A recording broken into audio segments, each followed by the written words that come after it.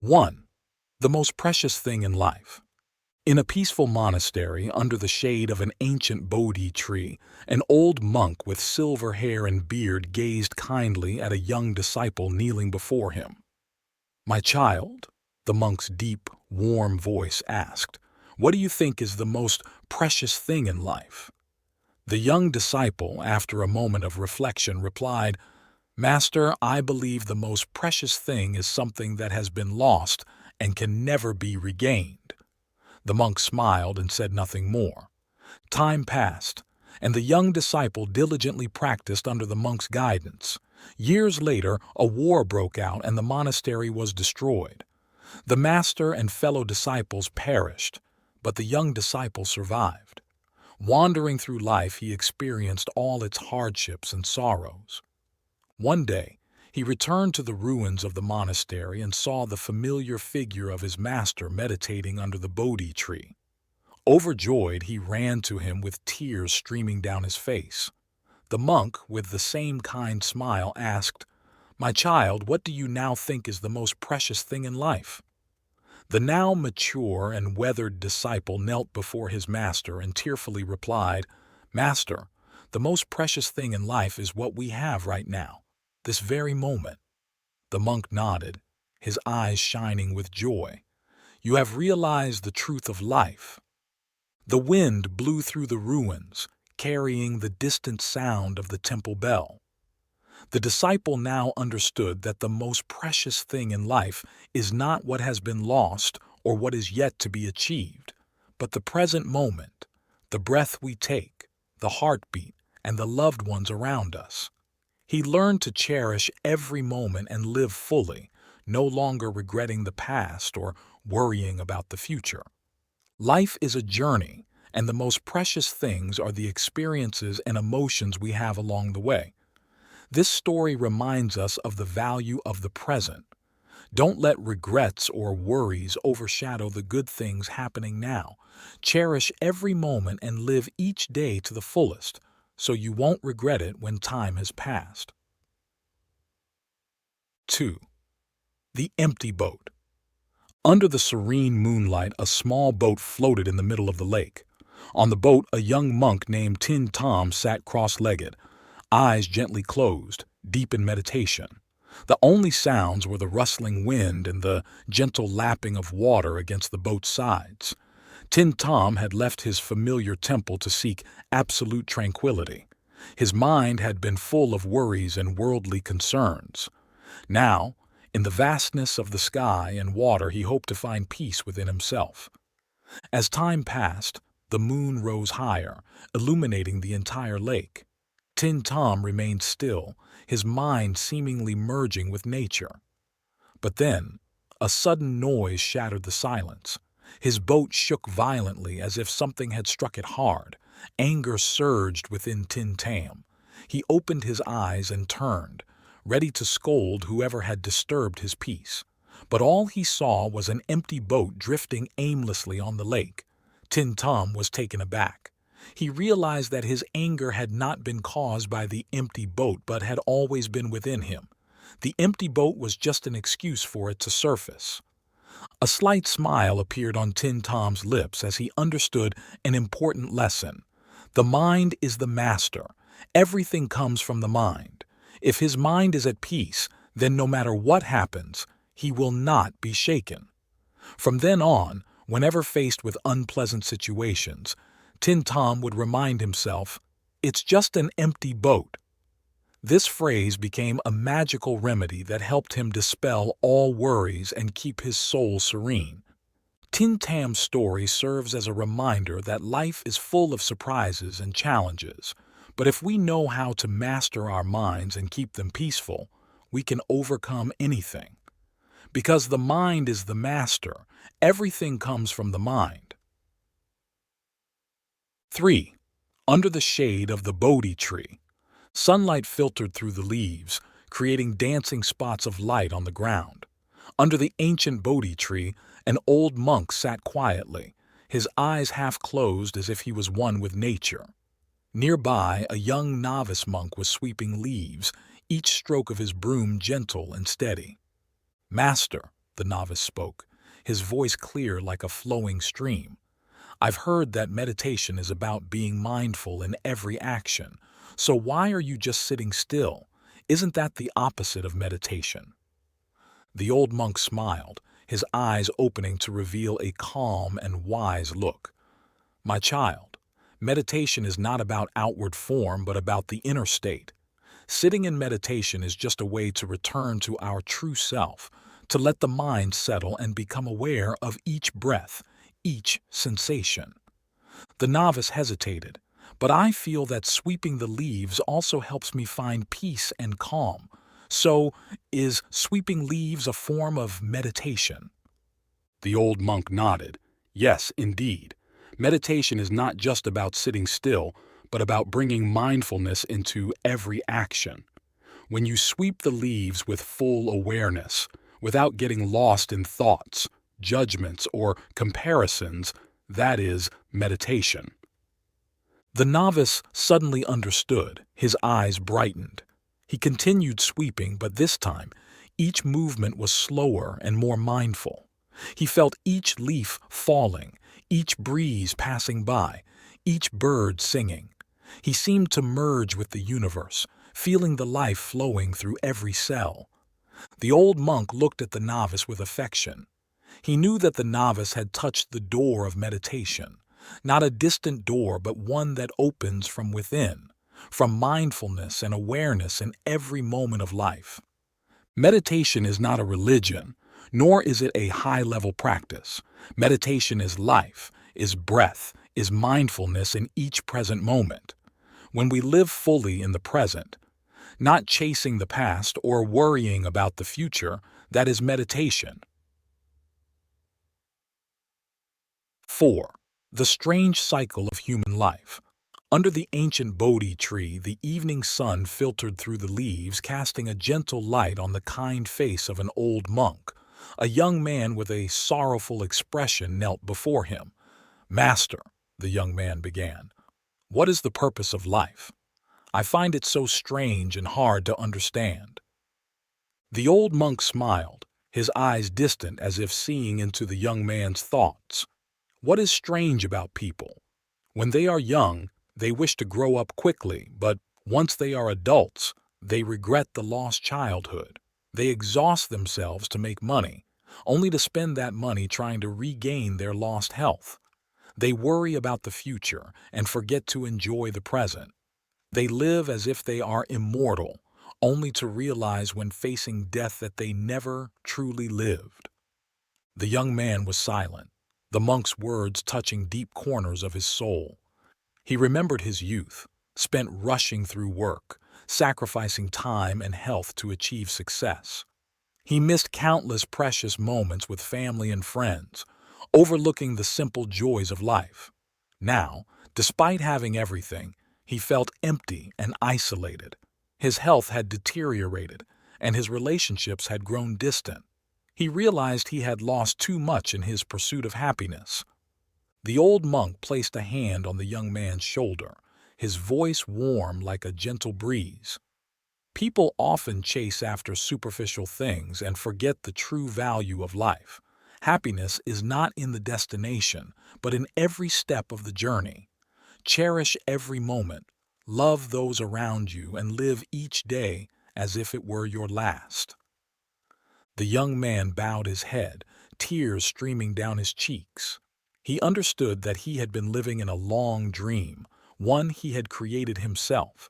He had wasted too much time on meaningless things and forgotten the most important ones. Bidding farewell to the old monk, he walked home with hope and determination. He knew he could still change, still find the happiness he had lost. He would slow down, appreciate every moment, love those around him, and live each day to the fullest as if it were his last. The dream of life had shattered, but the young man found a new light, guiding him to true happiness. This story is a profound reminder of the value of the present and the meaning of life. Do not let worries and troubles overshadow simple joys. Live each moment fully so that when you look back, you won't regret wasting time on meaningless things. If you like this video, please comment 1. And if you don't, comment 2. Your feedback means a lot to us. Thank you for your valuable time. 5. Don't rush success. Live fully in the present. The cool autumn breeze gently passed through the ancient trees in the courtyard of Linsan Pagoda. Each time the wind blew, thousands of yellow leaves fluttered down like tired butterflies returning to Mother Earth. The sound of the falling leaves mixed with the echoing afternoon bell created a serene and peaceful harmony. Little monk Tin Tom, only 12 years old, was diligently sweeping the courtyard. His jet-black hair peeked out from under his wide-brimmed straw hat, and his large, dark eyes shone with focused attention. Each sweep of his broom was gentle and careful, as if he was afraid of hurting the lifeless leaves. Though sweeping leaves was simple, it was exhausting work. Tin Tam had to wake up at dawn and sweep until noon. The yellow leaves kept falling, seemingly never-ending. One afternoon, while resting under the BODHI tree, his older brother Min Tree came over, smiling. "Tin Tom, I see you're working hard sweeping leaves. I have a way to make it easier for you."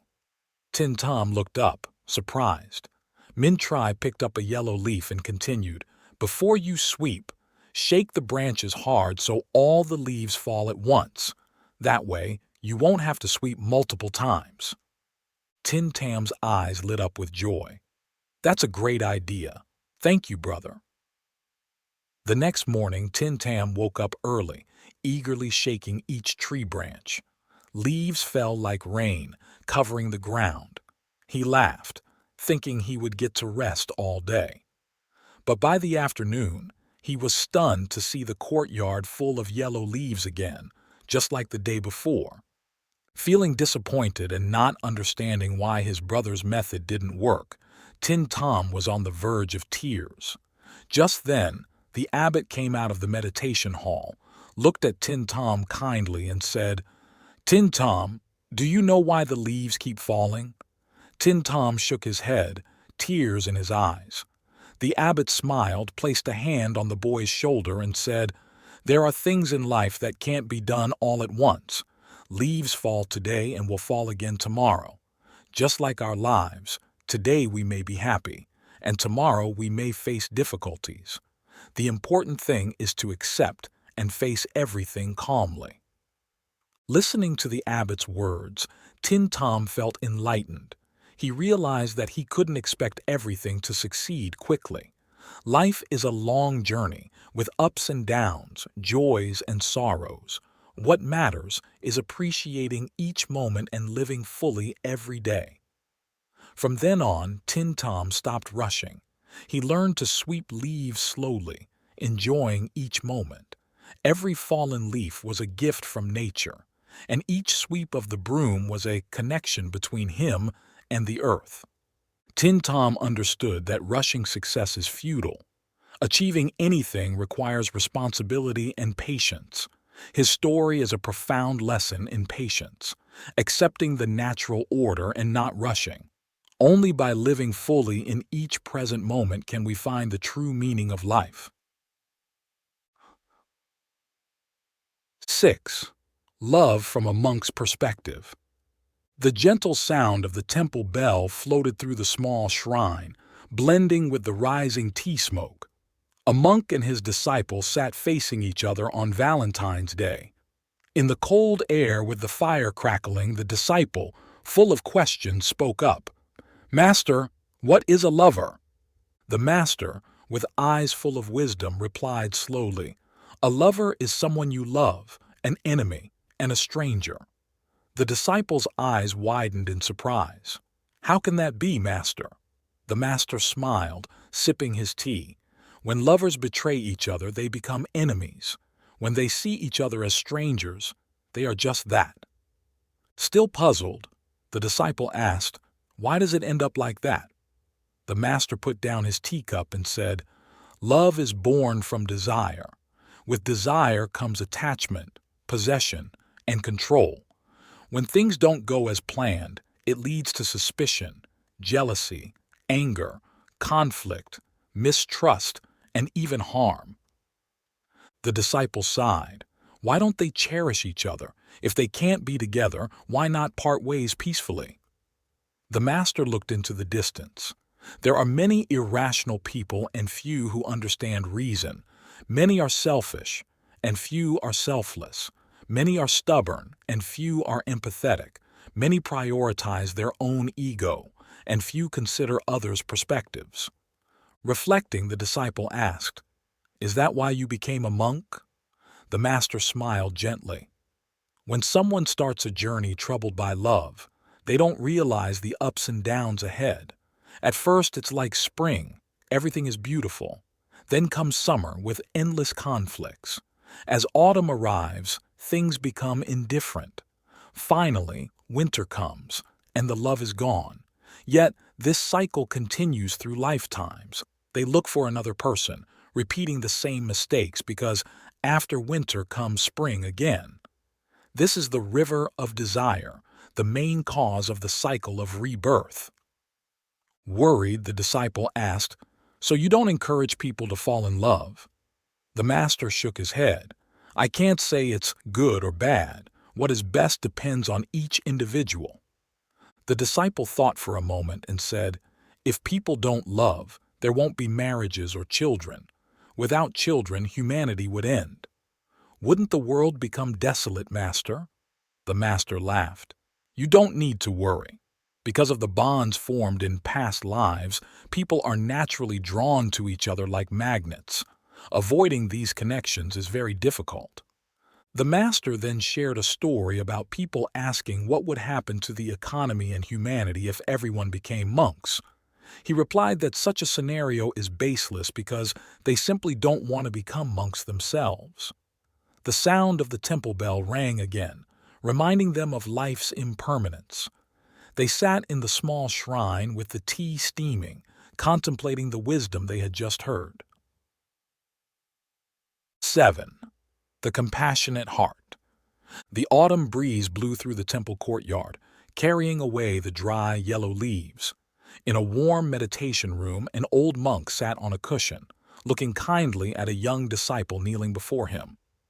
"Master, what is the most expansive thing in this world?" the young disciple asked curiously. The old monk smiled, gently stroking his white beard. "It is the heart, my son. A compassionate heart can hold everything in the world." The young disciple thought for a moment, then asked, "And what is the narrowest thing?" "It is also the heart.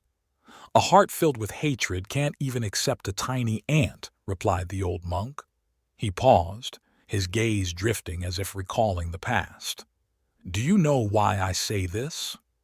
The young disciple shook his head, waiting for his respected master's explanation. "In my youth, I was hot-tempered and stubborn. I resented life and those who hurt me. My heart was narrow and full of anger, unable to hold anything good." The old monk sighed and continued. "One day, I met a wise and enlightened monk. He taught me that hatred only harms oneself. Only compassion and forgiveness can bring peace to the soul. I followed his teachings, learning to let go of my grudges. Gradually, my heart became more open, able to hold the vast sky. I realized that when we are compassionate and forgiving, we find true happiness." The young disciple was deeply moved by his master's story. He understood that compassion and forgiveness are not just virtues but keys to happiness. The old monk looked at his disciple affectionately. "Remember my words today. Learn to be compassionate and forgiving. With an open heart, you can embrace the entire sky of peace." The young disciple bowed his head, taking his master's teachings to heart. From that day on, he strived to live with a compassionate and forgiving heart, making each day a peaceful and happy one. This story is a gentle reminder of the importance of compassion and forgiveness. When we let go of our grudges, we find true peace and happiness. Let our hearts be open to embrace the sky of serenity. 8. The story of the novice monk and the steamed buns. The golden dawn bathed the temple roofs perched high on the mountain peak. In the quiet space, The sound of the temple bell echoed, signaling a new day at the ancient temple.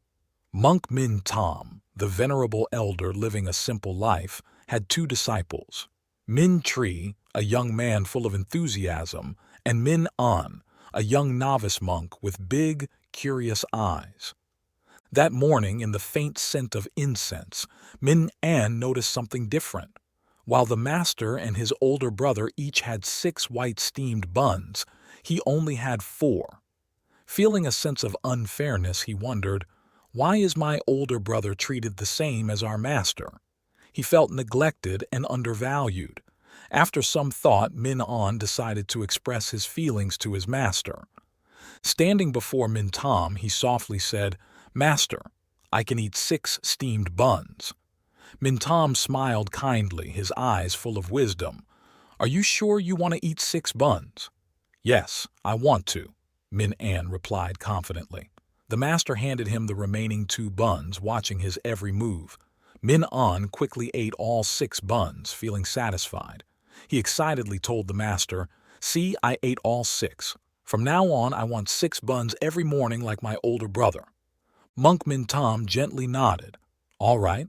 Tomorrow, you will have 6 buns, but now try drinking a full bowl of water." Min An did as instructed, and his stomach started to feel tight and uncomfortable. He realized he had overeaten, exceeding his body's needs. Min Tam softly explained, "You see, the extra buns didn't bring you joy. They only made you uncomfortable. Sometimes, having more doesn't mean being happier. Don't compare yourself to others. Appreciate what you have." Min An bowed his head, the master's words sinking in. He realized his mistake in comparing himself to his brother. From then on, he no longer asked for extra buns, but ate just enough and felt content with what he had. The story of novice monk Min An and the 6 steamed buns spread throughout the temple, becoming a valuable lesson in contentment and appreciating the simple things in life. In his teachings, Monk Min Tam often recounted this story, reminding his disciples that happiness doesn't come from having more but from being satisfied with what you have. 9. The silk scarf. In the golden glow of the evening, the serene garden surrounded the Buddha, who sat calmly on a large rock, gently holding a soft silk scarf. Thousands of disciples gathered around, their eyes shining with anticipation for the enlightened one's teachings. "What do you see?" he asked, raising the silk scarf gently. "A beautiful silk scarf, Master," the disciples replied in unison, their voices filled with admiration. The Buddha smiled and began to tie knots in the smooth fabric. 1 knot, 2 knots, then 3, 4, and 5 tight knots appeared on the scarf. "Is it still the same silk scarf now?" he asked again. The disciples looked at each other until one bravely responded, "Master, it is still the same scarf, but now it has knots." The Buddha nodded in satisfaction, then gently pulled the ends of the scarf. "If I keep pulling like this, will the knots come undone?" "No, Master, the knots will only get tighter," the disciples answered together. "That's right. Life is like this scarf. Every person is born with pure Buddha nature, but the knots of greed, anger, and delusion gradually form, covering up the inner light." The Buddha paused, looking compassionately at his disciples. "So, what should we do to untie these knots?" A young monk stepped forward respectfully and answered, "Master, instead of pulling harder, we should calmly observe and understand how the knots were formed. Only by understanding the cause can we find a way to untie them." The Buddha smiled approvingly and said, "Yes, you have understood today's lesson.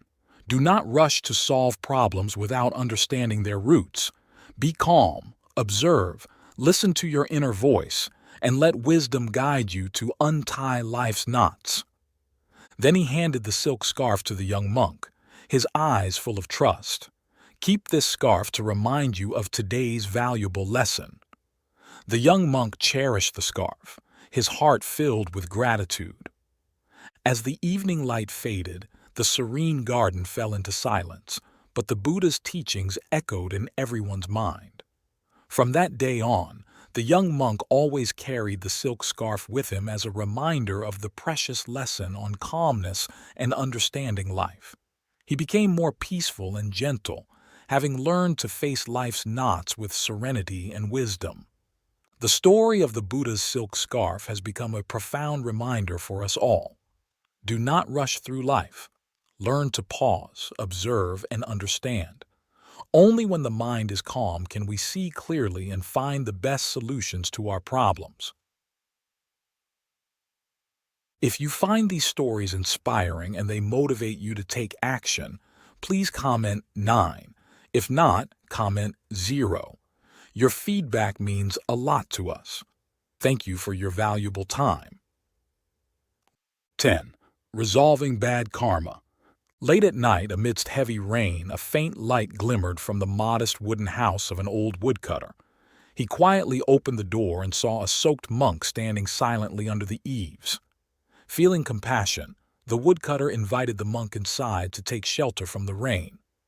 "Praise Amitabha Buddha. Thank you," the monk greeted, his warm voice dispelling the cold of the rainy night. The woodcutter poured a cup of hot tea for his guest, and they began to talk. The monk shared that he was on a pilgrimage and had been caught in the heavy rain, seeking shelter for the night. The woodcutter cheerfully offered his bed to the monk. The next morning, after the rain had stopped, the monk woke early, thanked the woodcutter, and continued his journey. Before leaving, he left a meaningful message. Good karma and bad karma are still karma. You reap what you sow. The woodcutter didn't fully understand but smiled as he saw the monk off. Years passed and the woodcutter grew old and fell seriously ill. Before he passed away, he called his son to his bedside and said, "I have one last request. Go to the mountain temple and find a monk named Min Tom. Tell him I have repaid my debt from long ago." The son, following his father's wishes, set out for the temple after the funeral. He told the head monk everything. The head monk smiled kindly and said, "Min Tom is my Dharma name. Your father saved my life on that rainy night. I have now attained enlightenment thanks to his kindness." The monk handed the son a small cloth bag, saying, "This is a small gift for your family. Please accept it." Inside the bag was a small seed. The monk continued, "This is a Bodhi tree seed. Plant it at your father's grave, and it will bring peace and happiness to your family." The son thanked the monk and planted the seed at his father's grave. Miraculously, the seed sprouted within days and quickly grew into a healthy Bodhi tree. From then on, the family experienced good fortune and prosperity. This story teaches us that good and bad deeds have consequences. Those who sow kindness reap blessings, while those who sow harm reap misfortune. Always live with compassion, tolerance, and generosity to dissolve all enmities and plant seeds of goodness in life. 11. 4. Things the Buddha cannot change. The early sun spread golden light over the ripe rice fields, and the breeze carried the faint scent of lotus from the winding river.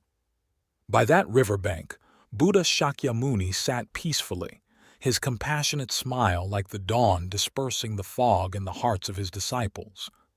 A young novice monk with an innocent face but eyes full of questions about life respectfully clasped his hands and asked, "Venerable Buddha, I have a concern. You are enlightened and possess great powers. So why is there still so much suffering in the world?" The Buddha looked at the novice, his gaze penetrating the boy's inner thoughts, and gently replied, "My child, even with all my powers, there are 4 things that cannot be changed."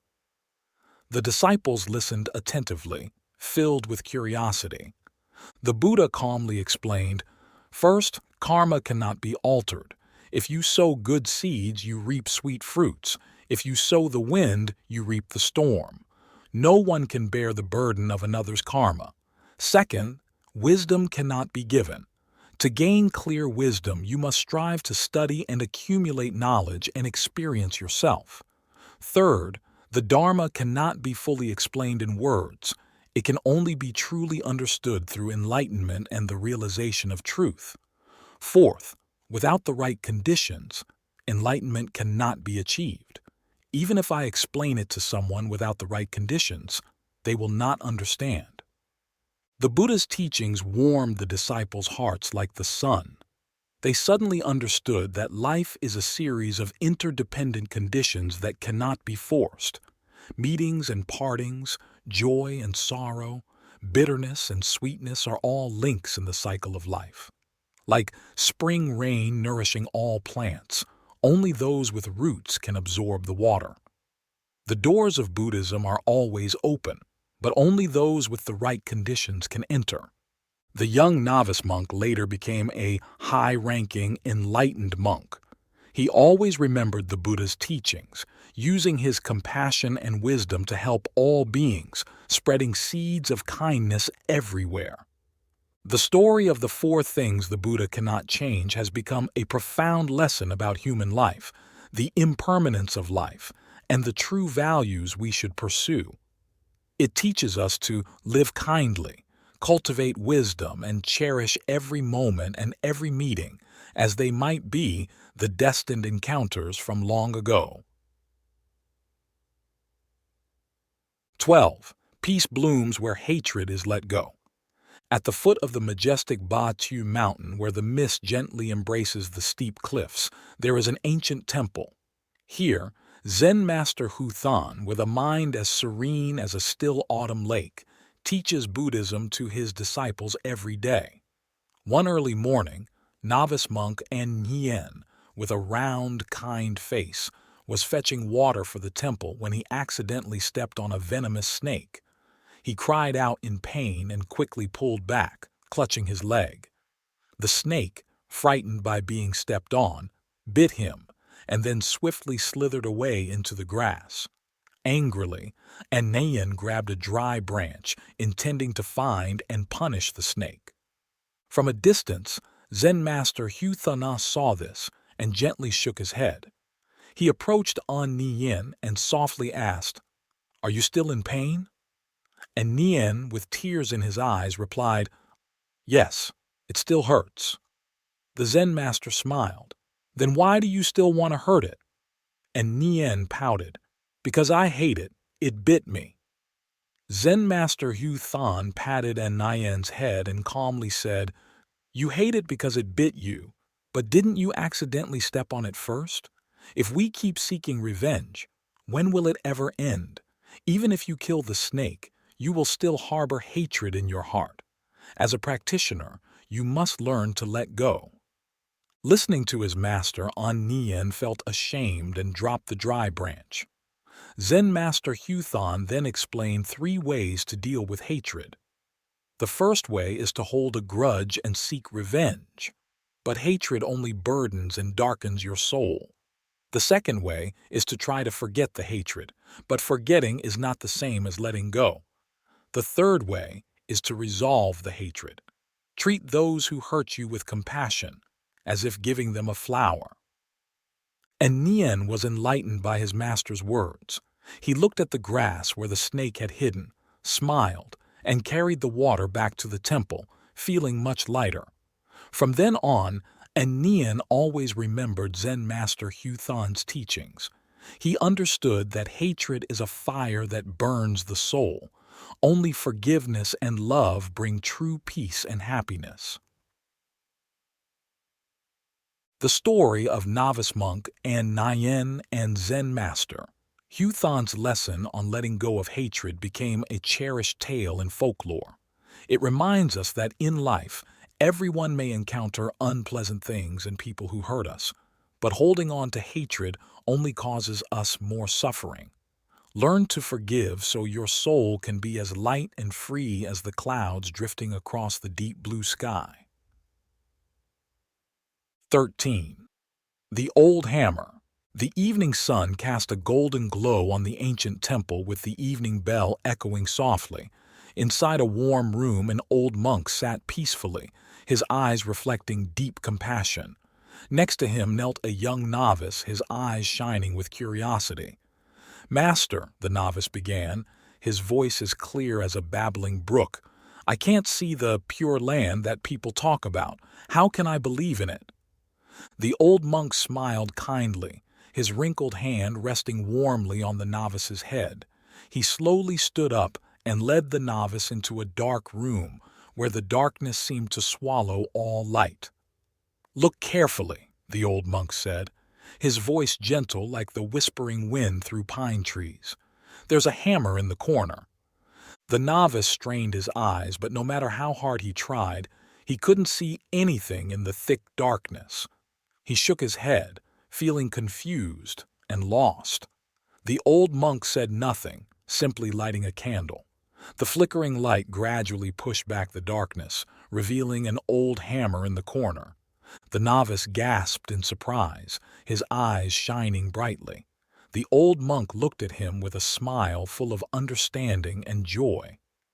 "You see," he said softly, "just because you can't see something doesn't mean it doesn't exist. Like the Pure Land, you may not see it now, but if you have faith and practice sincerely, one day you will experience it." The novice bowed his head, filled with gratitude and enlightenment. The old monk's words warmed his heart, dispelling all doubts and fears. From then on, the novice practiced diligently, his faith in Buddhism and the Pure Land growing stronger. He knew that even if he couldn't see everything, with faith and perseverance, he would achieve the best things. The story of the old monk and the novice is a profound lesson in faith and enlightenment. It reminds us that not everything can be seen with the eyes, and sometimes faith is the light that guides us on our path to truth. 14. When the wind takes the rain, the grass stays green.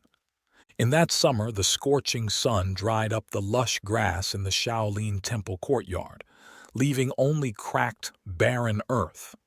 Little monk Jingxin, with his clear eyes, looked at his master and pointed to the desolate yard, saying in his innocent voice, "Master, why don't we plant some seeds there?" Master Mingji, with a gentle smile, softly replied, "Don't be impatient, my child, just wait for the right time." A few days later, when the grass seeds were ready, the master handed them to Jingxin.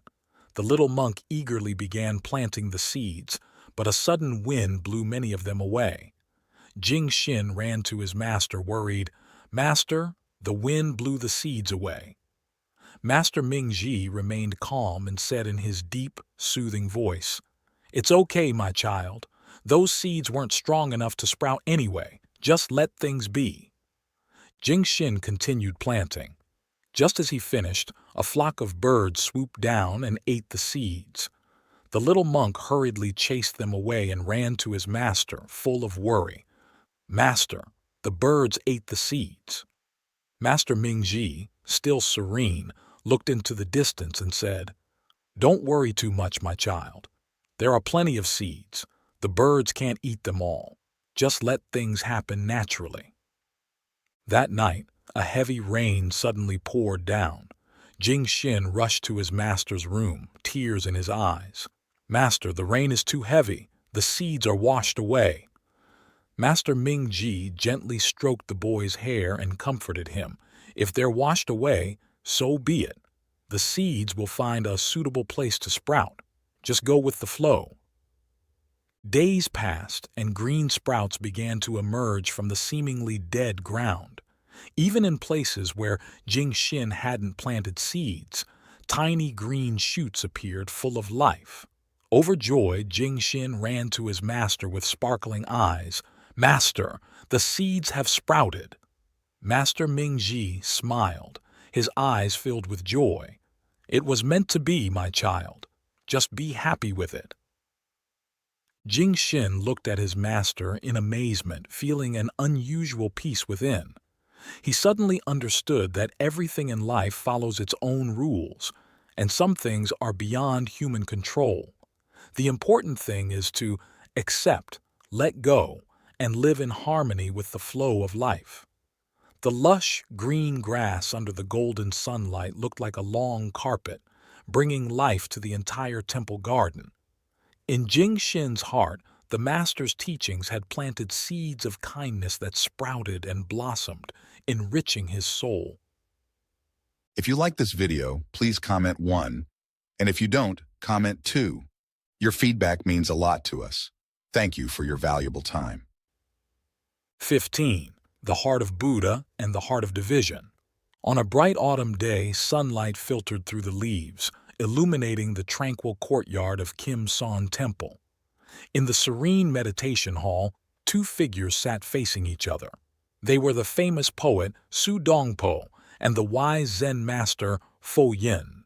Su Dongpo, with his elegant demeanor, sipped fragrant tea and looked at VIEN, asking, "Master, what do you see when you look at me now?" VIEN smiled gently, his eyes full of compassion, and replied, "I see you as a Buddha." Hearing this, Su Dongpo felt pleased with himself. But then he glanced at VIEN's round figure and dark robes and said, "But I see you as a pile of cow dung." VIEN remained calm and smiled, not responding to Su Dongpo's taunt.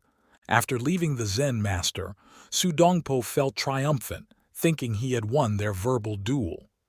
Back home, he recounted the story to his sister, Su Xiaomui. After hearing it, Su Xiaomui shook her head and sighed, "Brother, you lost." Su Dongpo, surprised, asked, "Why do you say that?" Su Xiaomui looked at her brother with affection and said, "The Zen master's heart is as vast as the ocean and the sky, so he sees you as a Buddha. But your heart is still caught in worldly troubles, so you see him as a pile of cow dung."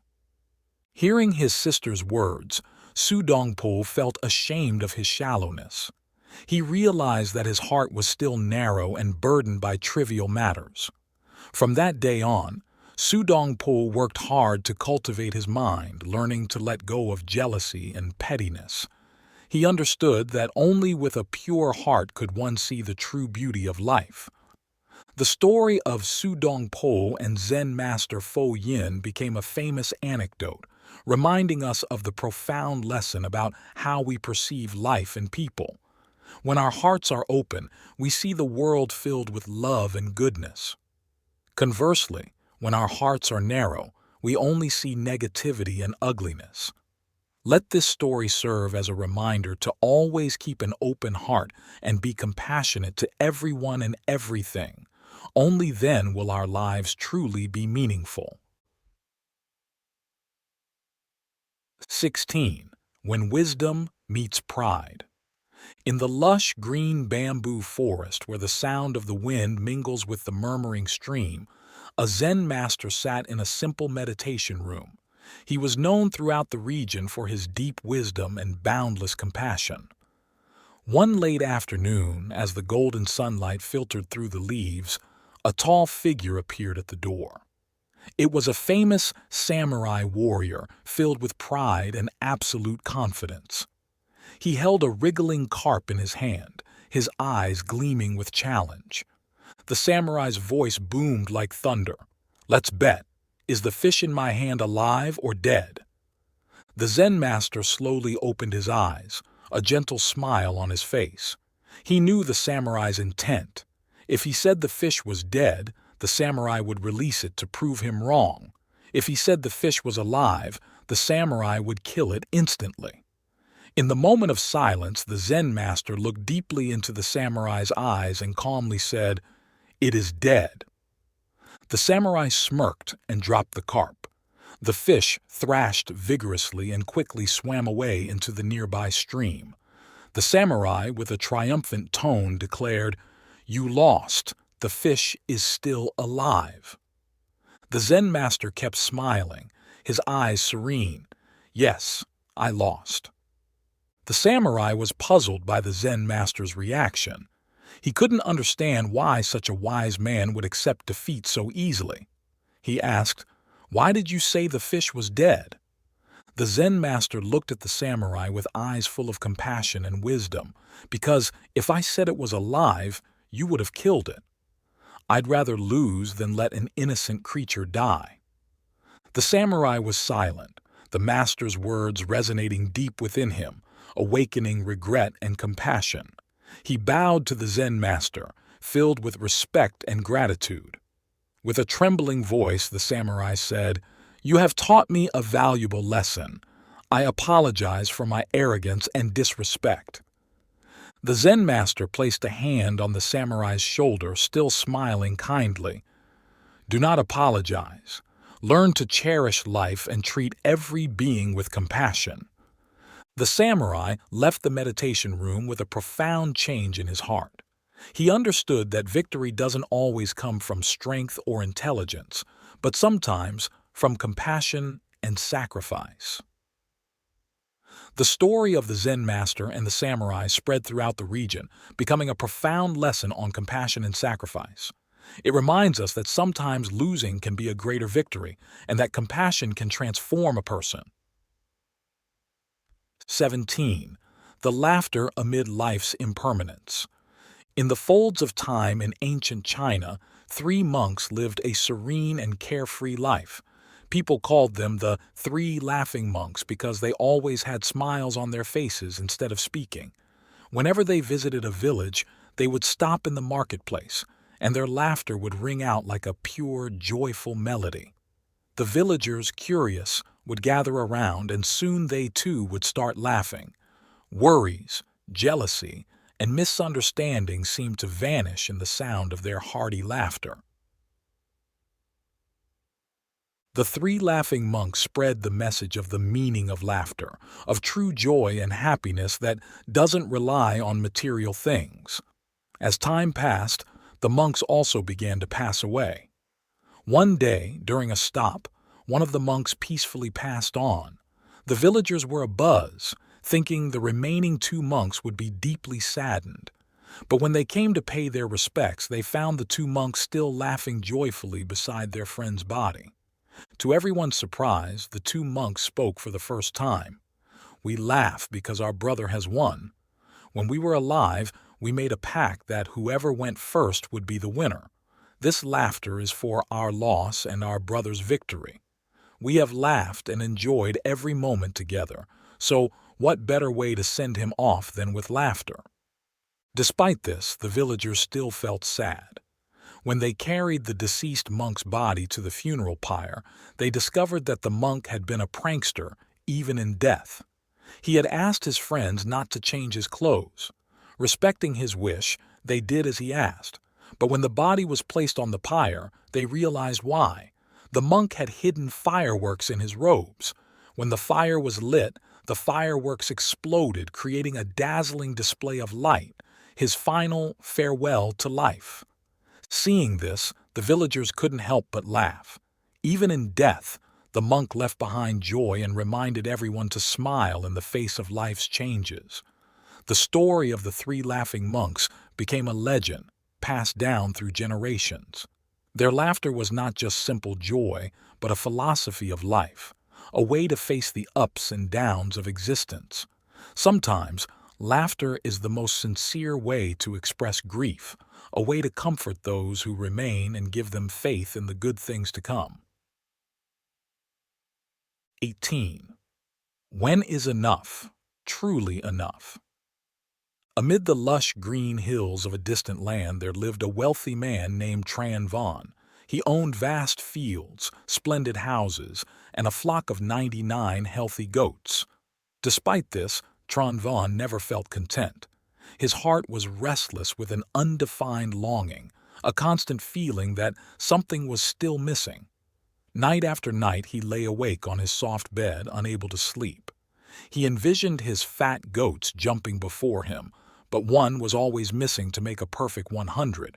He yearned for that one more goat to fill the emptiness in his soul. One night, in a dreamy state, Tran Van remembered an old temple on the mountain behind the village. It was said that the temple had a gentle, pure, white goat. The next morning, Tran Van hurried to the temple to meet the head monk. The monk was meditating under an ancient Bodhi tree, eyes half closed, looking peaceful and serene. VIEN knelt, clasped his hands, and respectfully said, "Master, I have a request. I heard that your temple has a white goat. Please allow me to take it home."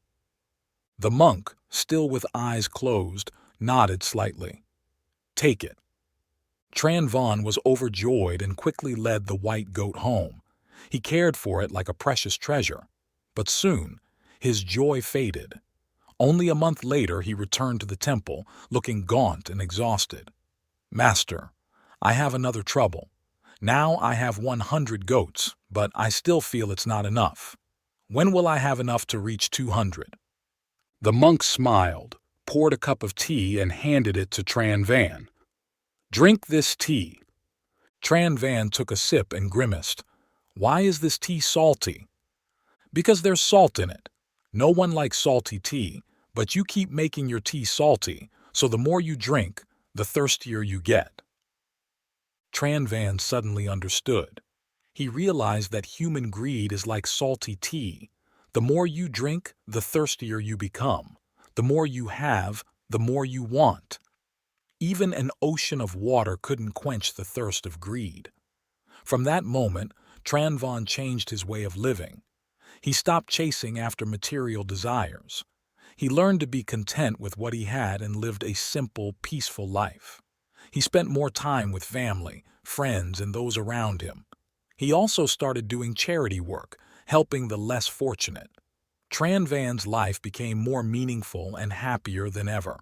He realized that true happiness lies not in having more, but in knowing when you have enough and in giving to others. 19. The warmth of the fire comforts the heart. The TRUONG household, an old traditional home nestled in a green bamboo forest, was where poet Duong Van Lai and Lady La lived through life's ups and downs together. Despite being over 70, Lady La retained her kind demeanor and rare compassion.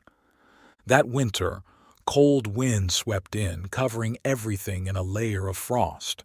One early morning before the moon had set, Lady La quietly woke up, put on a thick cotton coat, and tiptoed to the small kitchen. The fire, prepared the night before, just needed a few dry sticks to burst into a warm flame. Lady La gently washed the rice, measured the water, and placed the pot on the stove. While waiting for the rice to cook, she picked and cleaned vegetables, preparing breakfast for the family and servants. The flickering firelight highlighted Lady La's kind face, showing the deep wrinkles time had etched on her high forehead. Her eyes shone with simple joy, savoring each moment of life. The fragrant smell of cooked rice filled the small kitchen. She served the rice in bowls, neatly arranged on a tray, and brought it to the dining room. The household members, already awake, gathered around, waiting for breakfast.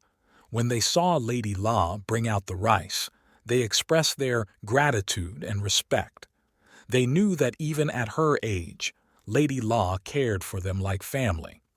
One day, Lady La's son, Duong Tong, saw his mother staying up late and waking early to cook for the household. Feeling a pang of sorrow, he gently said, "Mother, it's so cold. Why don't you let the servants handle the cooking? You're getting older and need more rest." Lady La just smiled kindly at her son. "My dear son, servants are people too. They have parents and families and need care just like we do. On cold mornings I cook so they can eat well and stay healthy." Hearing this, Duong Tong felt a deep sense of respect and pride for his mother. He realized she was not only a kind mother, but also a shining example of compassion and selflessness. The story of Lady La cooking for the household spread throughout the Duong residence and reached Duong Van Lai. He was deeply moved by his wife's noble heart. One day, inspired, he wrote a poem praising Lady La's virtues. "Seasons change, hair turns gray, but steadfast love never fades away. The warm fire comforts the heart, endless love, a timeless part. Duong Van Lai's poem became a legend, celebrating Lady La's love and sacrifice. This story was passed down through generations, becoming a valuable lesson in compassion and selflessness for all time. 20. Four Horses, Four Lives. The late afternoon sun in Rajagaha was golden like honey, spreading over the curved roofs of the temples. Inside the Truklam monastery, the atmosphere was as serene as a calm autumn lake, disturbed only by the rustling of BODHI leaves in the wind. The Buddha, Siddhartha Gautama, looked at his disciples with a compassionate smile. "Monks," he began, his voice gentle like a refreshing stream, "there are four kinds of horses in this world." His story started like a melodious tune, describing different types of horses. The best horse understands its master's intention from the mere shadow of the whip. The next needs the whip to touch its skin. The third one learns only through pain. And the worst horse doesn't understand even when beaten. But this wasn't just a story about horses. His gaze swept over his disciples, seeing into each of their hearts. "These four types of horses are like four kinds of people," he continued, his voice deepening like the sound of a temple bell in the twilight. "Some understand impermanence immediately upon hearing about it. Some need to see the changes in nature. Some must witness the loss of loved ones to grasp it, and some only realize it when facing death." His story acted like a mirror reflecting every corner of each person's soul. Some bowed their heads in contemplation, some had tears in their eyes, and some suddenly recognized which horse they resembled. He concluded with a profound teaching. When the mind changes, attitude changes. When attitude changes, habits change. When habits change, character changes. When character changes, life changes. As the last rays of sunlight faded and darkness enveloped the monastery, a light of wisdom was kindled in the hearts of the disciples. They understood that anyone could transform from a wild horse into a noble steed, from an ignorant person to an enlightened one. The story of the four types of horses echoed in their minds like the sound of hooves on the path to truth. They knew that with diligence and determination, they would find that path, the path to enlightenment where there are no whips or hoofbeats, only peace and liberation. 21. The moon reflects the elephant's shadow and also the heart of people. That night, a full moon hung perfectly round above the ancient tower of the temple. In its light, the shadow of a venerable monk stretched long across the marble floor, with a young novice by his side, listening attentively. "Do you know," the master's voice, warm and resonant like the temple bell, "that good and evil in every being are like the shadow of an elephant under the moon, sometimes full, sometimes broken, sometimes visible, sometimes hidden?" The novice looked up, his eyes shining under the moonlight. "Master, I don't understand." The venerable monk smiled and pointed towards a distant, dense forest. Long ago, in that forest, there was a strong and mighty white elephant. The king raised it and it became an invincible warrior. But then a fire destroyed its home, forcing it to seek refuge in a nearby temple. The master's voice lowered, as if recalling an old story. At the temple, the elephant heard the chanting day and night, absorbing the Buddha's teachings on compassion and kindness. Gradually, its wild nature was tamed, replaced by kindness and tolerance. The novice's eyes widened in surprise. "Even a warrior elephant can change, Master." "Yes, it can." The venerable monk nodded. But fate led the elephant back to the palace, where it witnessed scenes of brutal fighting and torture. Its wild nature returned, stronger and more ruthless than before. The novice sat silently, pondering the story. Finally he looked up, his eyes bright with understanding. "I see, Master. Good and evil in us aren't fixed. They change with our circumstances and what we are exposed to. The venerable monk smiled, patting the novice's head. You've grasped the most important lesson. Remember, our mind is like a garden that needs to be cared for and nourished with good seeds. Only then will the flowers of compassion and the fruits of kindness bloom. The novice bowed, engraving the master's words deep into his heart. The moon remained perfectly round in the sky, illuminating the shadows of the master and disciple as they walked slowly.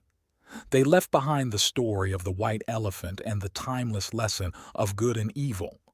The story of the white elephant is not just a parable about the change between good and evil, but also a reminder of the importance of our environment and those around us in shaping our souls. Like the elephant, we can be influenced by external factors, but we also have the power to adjust and choose our own path. By nurturing good seeds in our hearts, we can overcome temptations and become valuable members of society. If you find these stories inspiring and they motivate you to take action, please comment 9. If not, comment 0. Your feedback means a lot to us. Thank you for your valuable time. 22. The Priceless Lesson on Heart from Zen Master Voduk. At the foot of Thon Sun Mountain, where mist lingers all year round, there's an ancient temple called Vo-U. In the temple lives Zen Master Voduk, known for his deep wisdom and great compassion. One early morning, with dew still on the leaves, a young devotee came to the temple, burdened with questions about life. "Dear Zen Master," the young man respectfully bowed, "why do people have different capacities for kindness, with some being generous and others being selfish?" Zen Master Voduk smiled kindly, his eyes seeming to see right through the young man. Instead of answering immediately, he led the devotee to a wide courtyard with an old moss-covered stone wall. "Close your eyes," the master gently instructed, "and imagine a strong, solid wall in your mind." The young man closed his eyes, focusing all his thoughts on a tall, endless wall. "I have built the wall in my mind." The young man opened his eyes, sounding enthusiastic. The master nodded and then said, "Now, close your eyes again and imagine a delicate, light feather."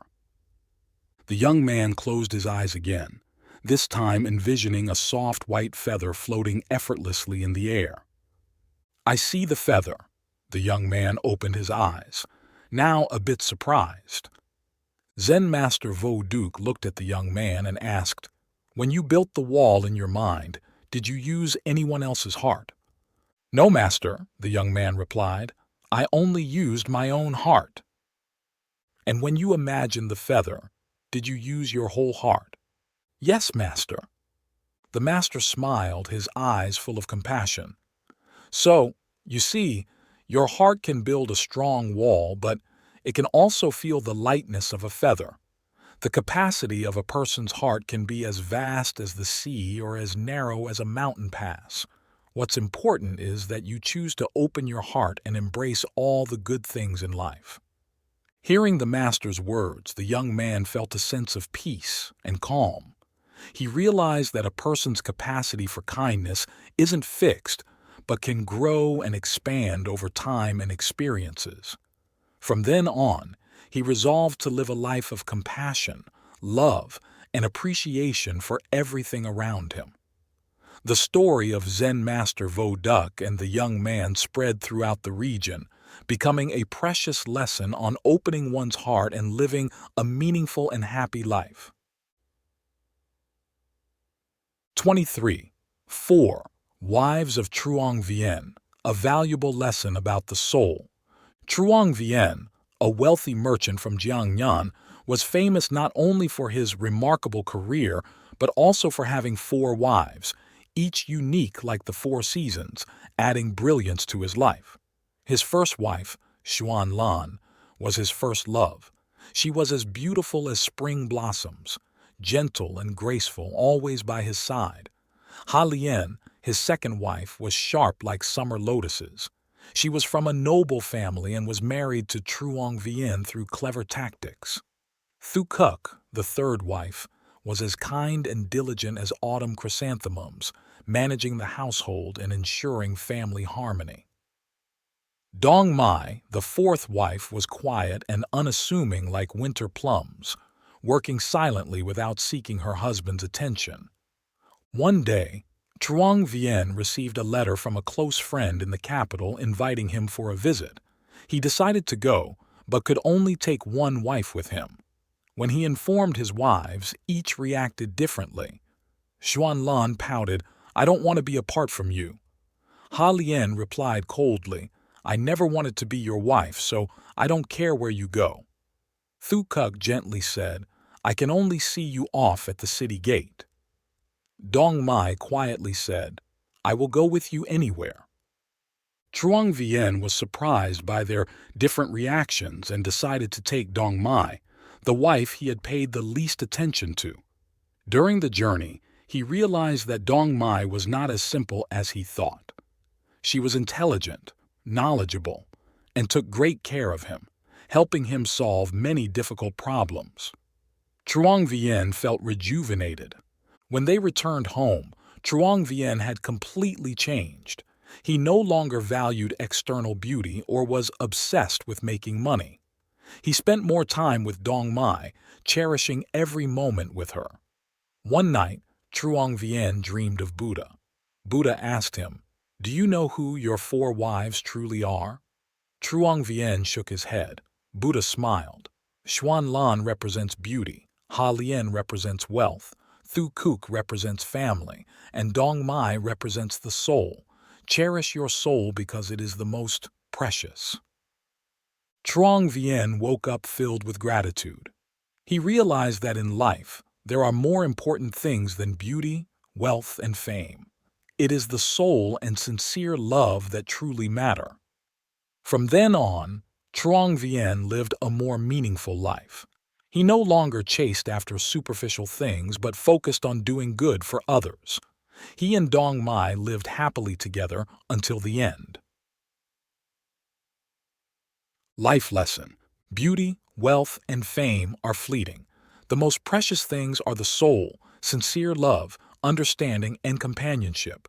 Cherish these true values because they bring lasting happiness. 24. Brick and Mirror: A Journey to Enlightenment. At the foot of Mount Nanhua, the moonlight shone down on an ancient Zen temple, where Zen Master Huai Rong taught the way of enlightenment.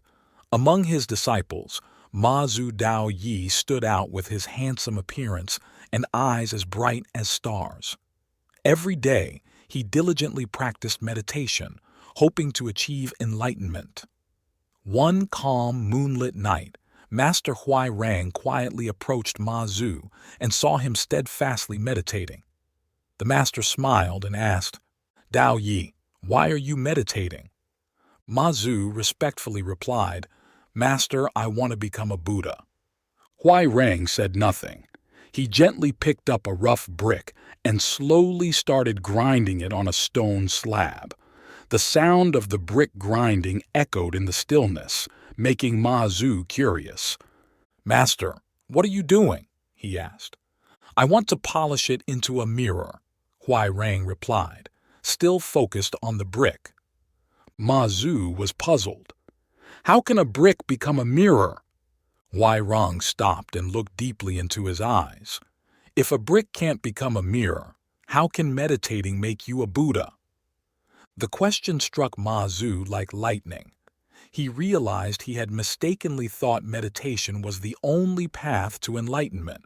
For years he had focused only on the external form, forgetting the essence of meditation. Seeing his disciples' realization, Huai Rong continued, "If a cart doesn't move, do you whip the cart or the ox? If you practice meditation but cling to its form, it's like stifling the Buddha within you." The master's words were like a refreshing stream that nourished Ma Zu's soul.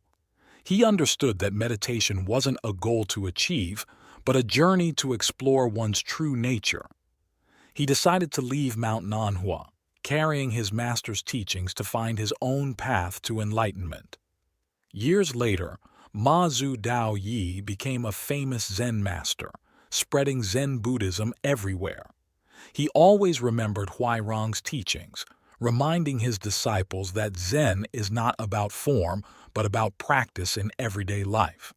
The story of the brick and the mirror became a valuable lesson, reminding everyone that enlightenment is not a destination, but an endless journey of self-discovery. 25. Is the Buddha real? Read on to find out. A man went to his usual barber for a haircut, a shave, and an ear cleaning. While the barber was swiftly working, he kept chatting enthusiastically with his client. Somehow, their conversation shifted to spirituality and theology, eventually landing on the topic, is the Buddha real? The barber, while snipping away at the hair on the client's forehead, confidently declared, "There is no Buddha in this world." Being a spiritual person, the client felt slightly offended and asked, "Why do you say that?" The barber quickly responded, "Just look around. There are many children who have to wander the streets to earn a living. Many elderly people still have to bend their backs selling things in the rain and sun. Homeless people curl up on sidewalks at night. And hospitals are crowded with heartbreaking situations. If there really was a compassionate Buddha who cared for all beings, why are these people not saved?" The client stayed silent. After paying, he walked out of the barber shop and saw across the street a man with long, unkempt hair and beard, clearly not having had a haircut or shave for a long time. He went back into the shop and said loudly, "You see, there are no barbers in this world." The barber was shocked and replied, "What do you mean? Who just cut your hair?" The client pointed across the street and said, "See that guy over there? There are no barbers because if there were, he wouldn't look like that." The barber immediately said, "That's not true. There are barbers, but he hasn't come to me. If he did, I could help him." The client smiled and said, "Exactly. It's the same with the Buddha. He is always there waiting for us, but we don't reach out to him. We find ways to deny the Buddha and rely on our limited abilities. This is the deep reason for all the suffering in the world." Reflection. People often believe in the Buddha only when their wishes are granted and doubt his existence when they are not. In reality, the Buddha did not come into this world to be tested by human desires. To know if the Buddha can save you, follow his teachings.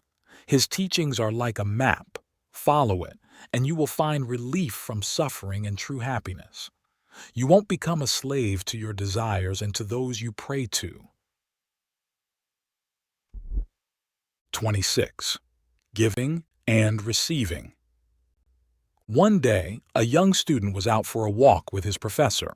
This professor was affectionately known as the student's friend due to his kindness and friendliness towards his students.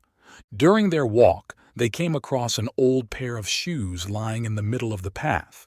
They assumed it belonged to a poor farmer working in a nearby field who was probably finishing his day's work. The student turned to the professor and said, "Let's play a trick on the farmer. I'll hide his shoes and we can hide behind those bushes to see his reaction when he can't find them." The professor stopped him and said, "Young man, we should never make fun of the poor for our amusement. Instead, you are well off and can find greater joy through a different way. Why not put a coin in each of his shoes and see how he reacts?" The student followed the professor's suggestion, and they hid behind the nearby bushes. Soon the farmer finished his work and walked over to where he had left his shoes and coat. As he put on his coat and slipped his foot into one of his shoes, he felt something hard inside. He bent down to see what it was and found a coin. Astonishment was clear on his face. He looked closely at the coin, turning it over and examining it. Then he looked around but didn't see anyone. He put the coin in his pocket and slipped his foot into the other shoe, only to find another coin. Overwhelmed with emotion, the farmer knelt down, looked up to the sky, and said a heartfelt prayer of thanks. He expressed his gratitude for the unseen but generous hand that had provided a timely gift, helping his family in their time of need with his sick wife and hungry children. The student was deeply moved and had tears in his eyes. The professor then said, "Now, don't you feel happier than if you had played a joke on him?" The young man replied, "Professor, you have taught me a lesson I will never forget. Now I understand the true meaning of the saying I never really understood before. It is more blessed to give than to receive." If you like this video, please comment 1. And if you don't, comment 2. Your feedback means a lot to us. Thank you for your valuable time. 27. The value of life. At a temple one day, a young monk asked his master, "Master, what is the value of a person's life? I see many people come to the temple praying for a meaningful life." "So you want to know the value of a person's life?" "Yes, master." The master went into a room, brought out an ugly stone, and said, "Take this stone to the market and try to sell it. Remember, no matter what price someone offers, do not sell it and bring it back to me." "Why do I have to do this, master?" "If you want to know the value of life, do as I say." Curious about the value of life, the young monk did as he was told. He took the stone to the market and sat there trying to sell it, wondering how this stone related to the value of life. The young monk sat all day at the market, but no one asked about the stone. People found it odd that he was trying to sell such an ugly, worthless stone. At the end of the day, a street vendor noticed the young monk and offered 500 dong for the stone. Remembering the master's words, the young monk did not sell it. He returned to the master and said, "What is special about this stone? Someone offered 500 dong for it. What is the value of life, master?" The master smiled and said, "Good. Tomorrow, take this stone to a gold shop and try to sell it. Remember, no matter what price they offer, do not sell it. Then you will understand the value of life." Still curious, the young monk followed the master's instructions. The next day, he took the stone to a gold shop, wondering why the master would ask him to sell an ugly stone at a gold shop when no one at the market wanted it. Despite his doubts, he did as the master said. To his surprise, the gold shop owner offered 5 million dong for the stone, shocked that the stone, which was worth only 500 dong the previous day, was now valued at 5 million dong. The young monk remembered not to sell it and brought it back to the master. He quickly returned and asked the master why this was happening. "What is the value of life if a stone can go from worthless to worth a fortune in just one day?" The master smiled and said, "If you want to understand the value of life, take this stone to an antique shop tomorrow. Remember, no matter what price they offer, do not sell it. Then you will understand the value of life." Even more curious, the young monk followed the master's advice. The next day, he took the stone to an antique shop. After examining it, the antique shop owner offered to trade his entire fortune for the stone. The young monk did not sell it and rushed back to tell the master, "What is this stone? How can it go from worthless to being worth a fortune?" The master said, "That is the value of life. The value of your life is determined by where you choose to place yourself. Just like you took this stone from the market to a gold shop and then to an antique shop, your value is decided by the people who understand and appreciate you.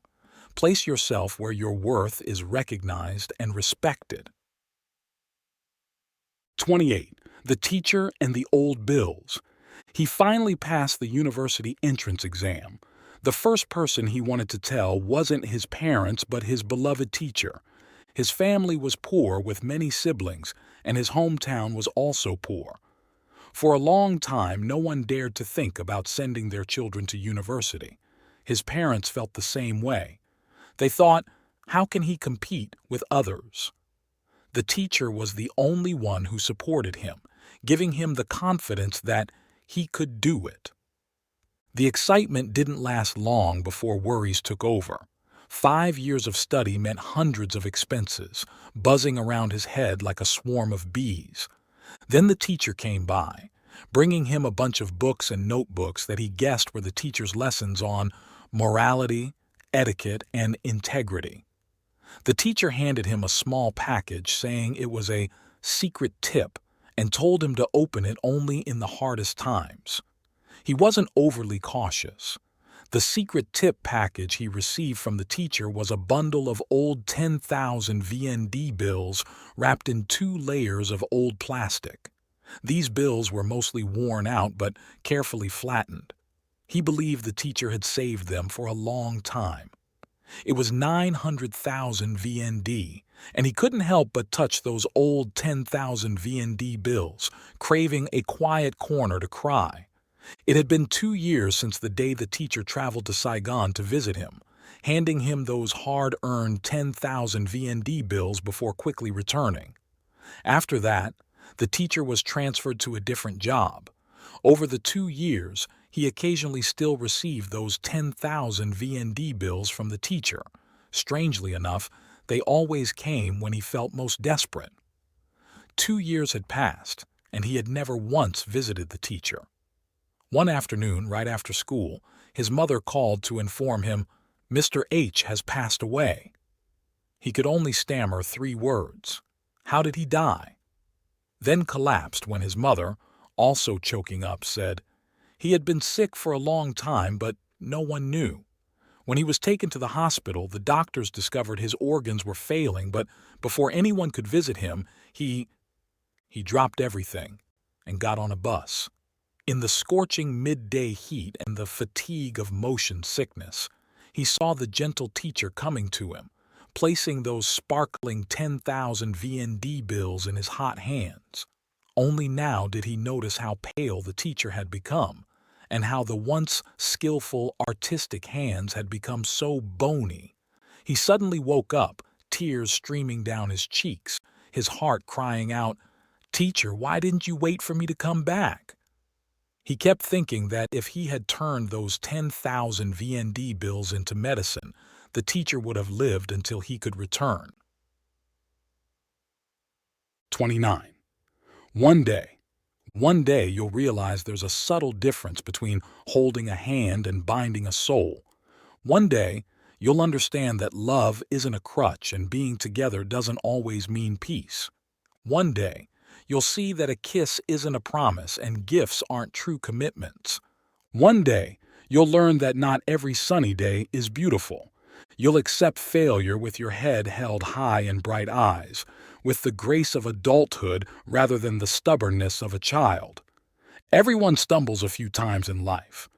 Gather your broken pieces and move forward from here, on the path you've chosen today, without waiting for the uncertainties of tomorrow. Give without regret or holding back. Has anyone ever felt loss when giving? Keep the best things. Plant seeds of goodness in your soul rather than waiting for someone else to bring them. And you'll realize that you've overcome. Life becomes more meaningful. Freely dream of what's to come. Look out the window. Gaze at the stars. Feel truly alive. Be strong, resilient, and deserving. No matter what happens, it's all a beginning, with everything you have, awaiting you ahead. With eyes shining with the trust that a new day brings, you never lose by loving, you only lose by holding back. 30. The invisible house. There's an invisible house I call conscience. Even though I might move many times, this house always follows me. Deep in each of our souls, we all have such a house. I will never forget what I've experienced in that house. Today, I did something meaningful.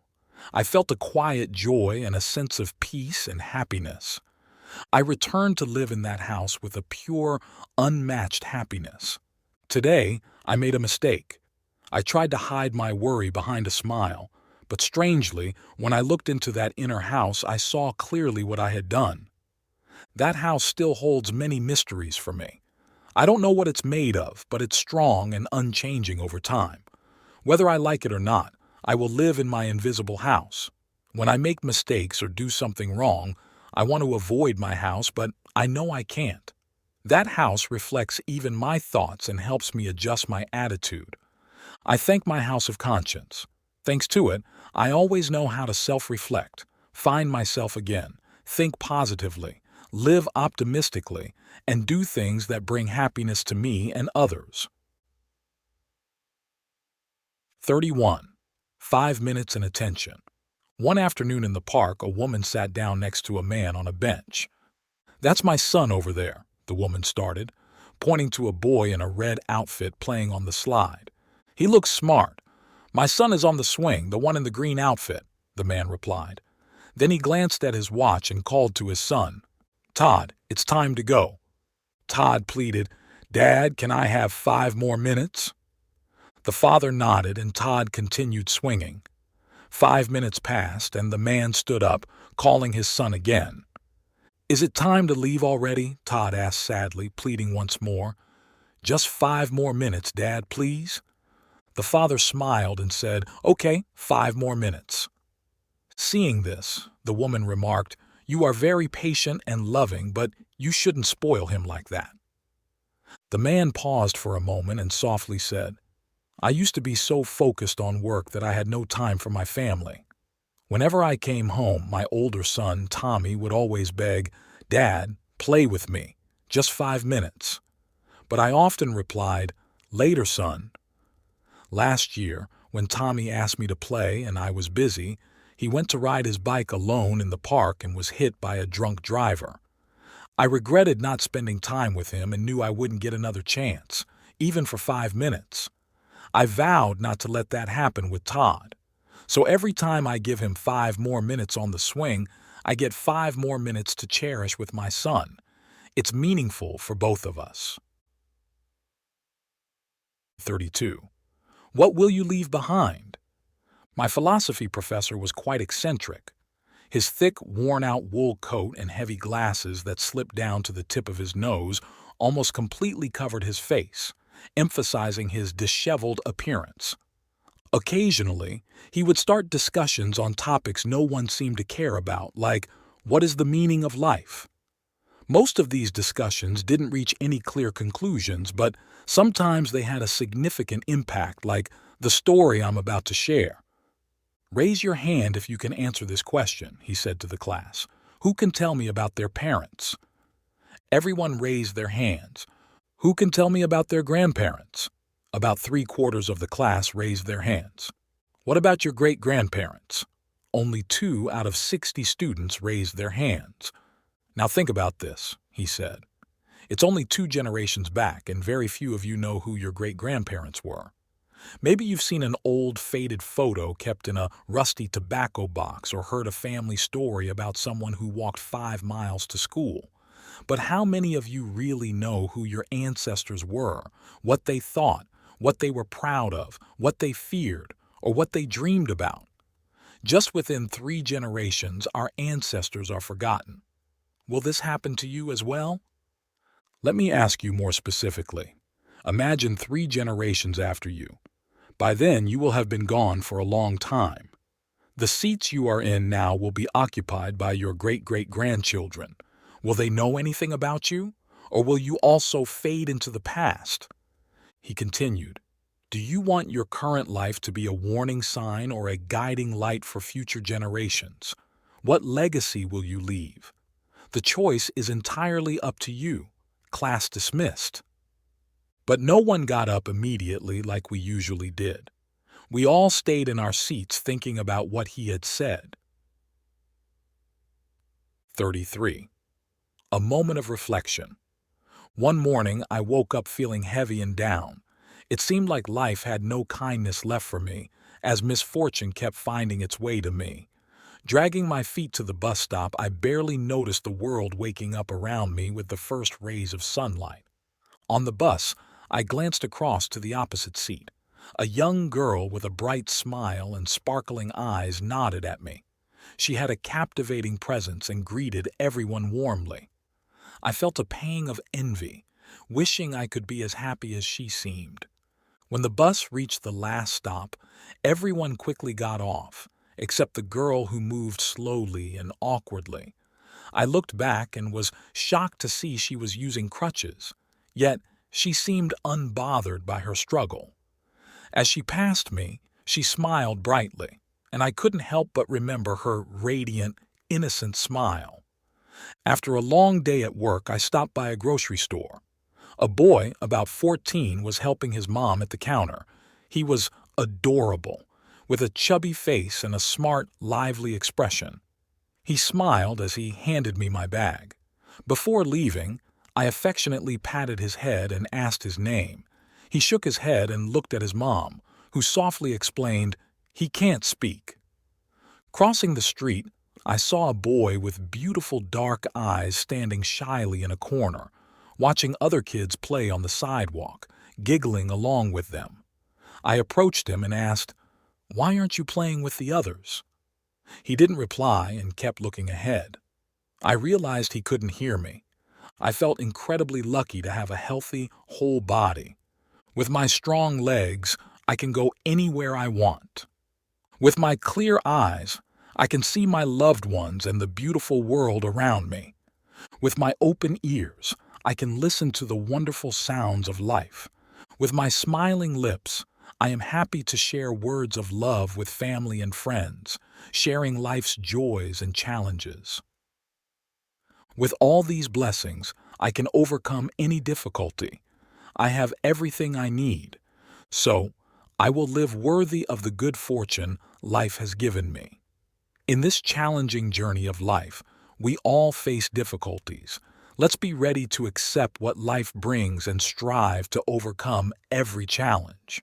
Embrace life with optimism and strong faith like those wonderful children. Today, those children taught me a valuable lesson about self-worth and the meaning of the life I am fortunate to have. If you find these stories inspiring and they motivate you to take action, please comment 9. If not, comment 0. Your feedback means a lot to us. Thank you for your valuable time. 34. 2 loving notes. On a Friday morning after a challenging probation period at a company, a young man had an appointment with his boss to find out if he would be hired. Before leaving, he shared his concerns with his wife, admitting he wasn't sure everything would go smoothly. He appeared anxious and nervous. After meeting with him, the boss agreed to hire him, and the man couldn't hide his joy. He returned home feeling excited and full of life. In their cozy little room, the table was beautifully set with lovely glass dishes and glowing candles. His wife had prepared this celebration for his special day. He guessed that a kind colleague at the company had informed her of the good news. He went to the kitchen, eagerly shared the detailed story with his wife, and was delighted to see her eyes sparkling with happiness. They danced together to gentle music before sitting down to the meal. Under his plate, he found a small card that read, "Congratulations, my love. I knew you would succeed. This dinner is just for you, and I want to say that I love you." After the main course, he volunteered to go to the kitchen to bring out dessert.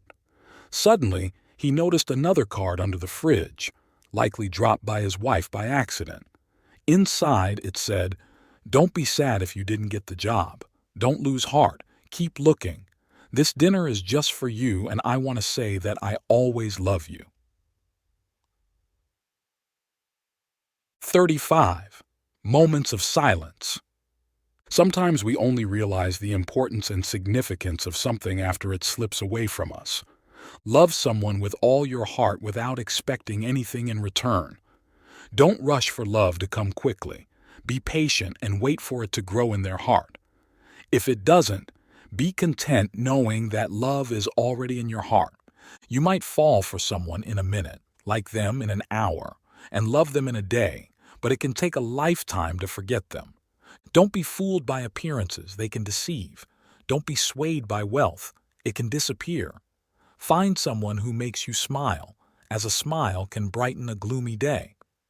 There are moments in life when you miss someone so much that you want to bring them out of your dreams and hold them tight. Dream what you wish to dream. Go where you want to go. Be what you want to be. Because you have only one life and one chance to do all the things you dream of. Put yourself in others' shoes. If you would feel hurt in their situation, they probably feel the same way. The happiest person isn't necessarily the one with the best of everything, but the one who makes the most of what comes their way.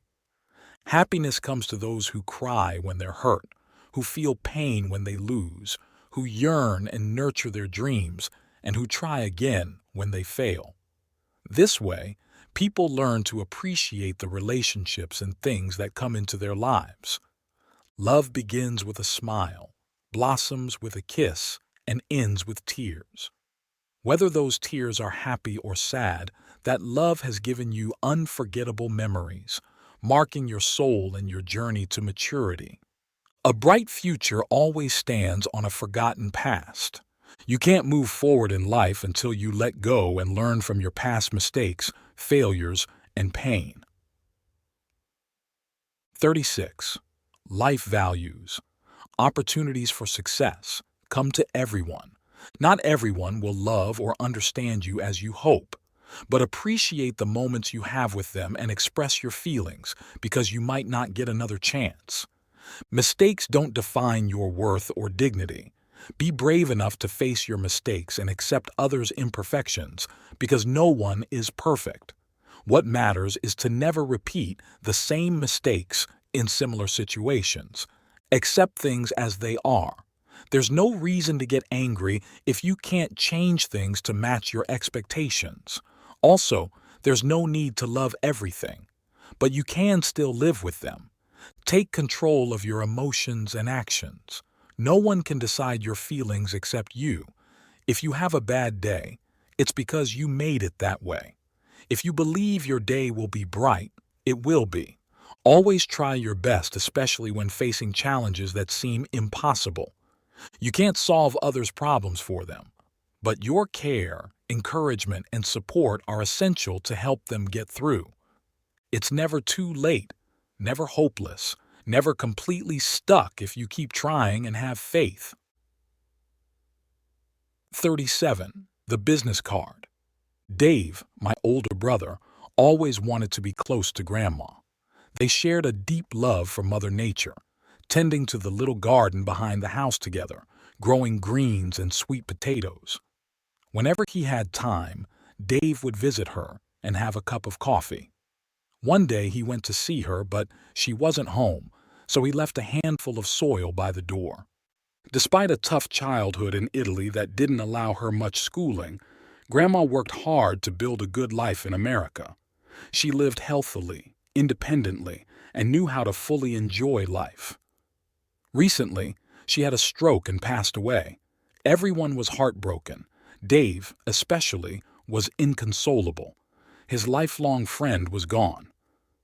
At her funeral, Dave and I were among the pallbearers. At the cemetery, the funeral director asked us to place the white gloves and the carnations we wore during the service on her casket. One by one, we paid our final respects.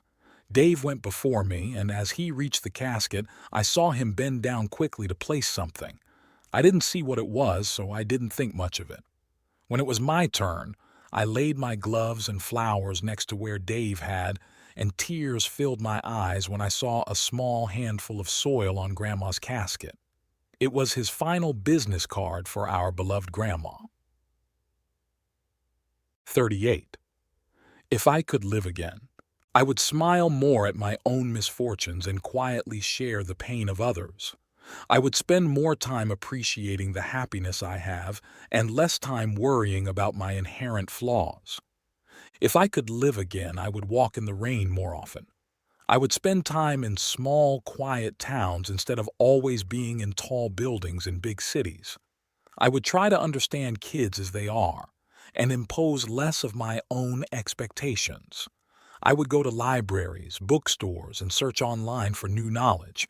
I would enjoy playing musical instruments more than wasting time on mindless games. I would give my family more sweet affection rather than just strict lessons. If I could live again, I would focus more on important things in the present instead of dwelling on the past and predicting the future. I would understand the deepest values in my heart and the duties of life. I would be less irritable and smile more. I would learn to be more tolerant, hoping to receive more tolerance in return and wish less misfortune on my enemies. Above all, I wouldn't confine myself. I would live more actively, reduce hesitation, and avoid indifference. When a great idea or an exciting adventure suddenly comes to mind, I wouldn't sit still thinking, "That's not in my plan." I would enthusiastically get up and say, "Yes, let's start."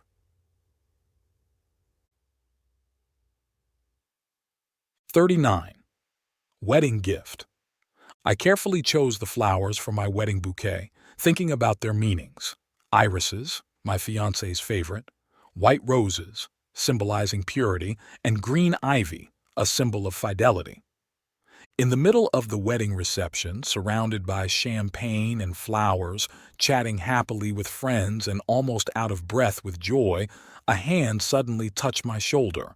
I turned around and saw a woman I had briefly met earlier, a friend of my mother-in-law.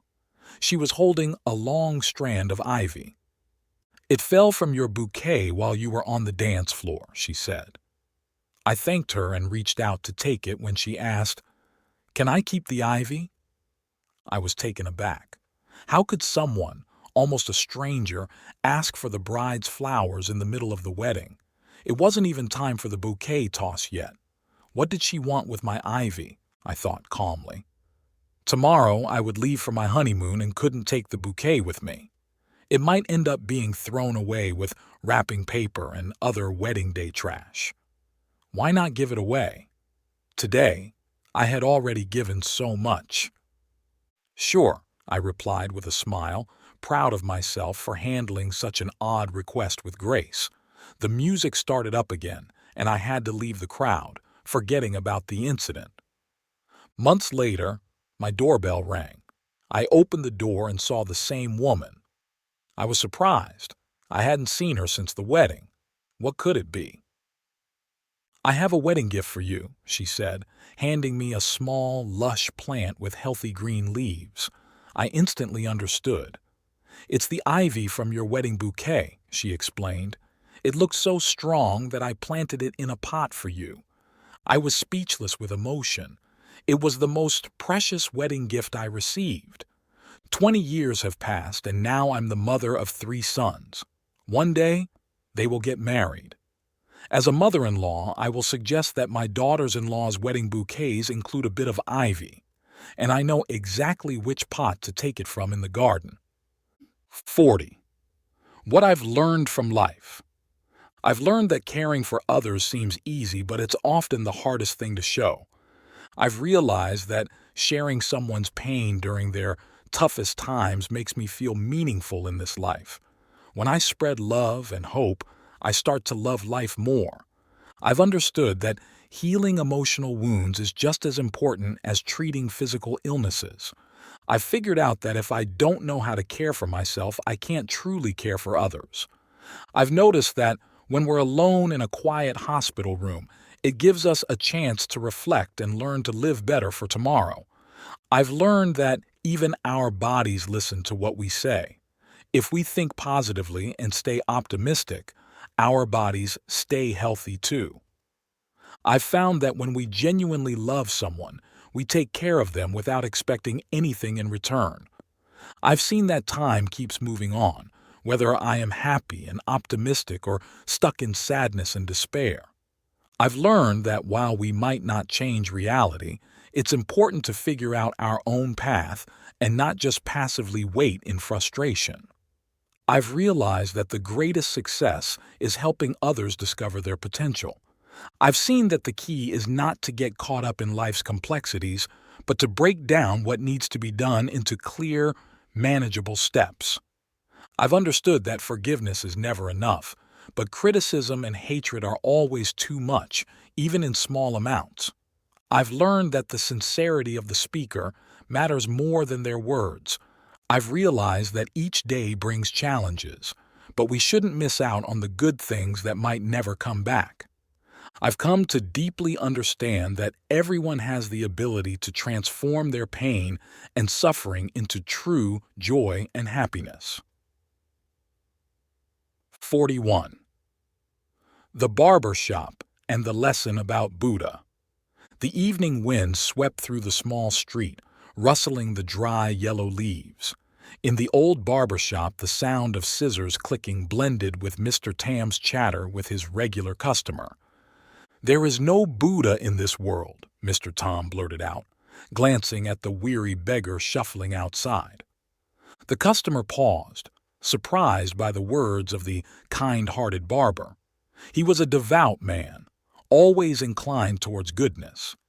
"Why do you say that?" he gently asked. Mr. Tam sighed, his voice lowering. "Just look at the unfortunate lives out there. If Buddha existed, why do they still suffer?" The customer was silent, a hint of sadness in his eyes. His haircut was done. He stood up, paid, and walked out of the shop. But then, as if struck by a thought, he turned back and said, "Mister, there are no barbers in this world." Mr. Tam was puzzled, staring at the customer in surprise. "What are you talking about? If I'm not a barber, then what am I?" The customer smiled and pointed across the street, where a man with unkempt hair and beard was sitting. "If there were barbers, that man wouldn't look like that." Mr. Tam laughed. "There are barbers, but if he doesn't come to the shop, what can we do?" The customer's eyes lit up. He looked straight into Mr. Tam's eyes. "It's the same with Buddha. He's always there, waiting, but we don't come to him. We turn our backs, denying, thinking we know better." Mr. Tam fell silent, the customer's words touching a hidden corner of his soul. He remembered times of hardship when he had prayed but then felt disappointed and blamed when things didn't go his way. The customer patted Mr. Tam's shoulder and continued, "Buddha isn't a god who gives blessings or punishes. He's a teacher showing us the way to escape suffering through our own wisdom and compassion." The evening wind still blew, but inside Mr. Tam, a different wind was stirring, cool and gentle. He felt as if he had been enlightened, understanding something very important. From that day on, Mr. Tam still cut hair and chatted with customers, but something had changed within him. He no longer complained or doubted. Instead, he felt a deep peace and belief. He knew that Buddha was always there, within each of us, just waiting for us to open our hearts and receive him. If you like this video, please comment 1. And if you don't, comment 2. Your feedback means a lot to us. Thank you for your valuable time.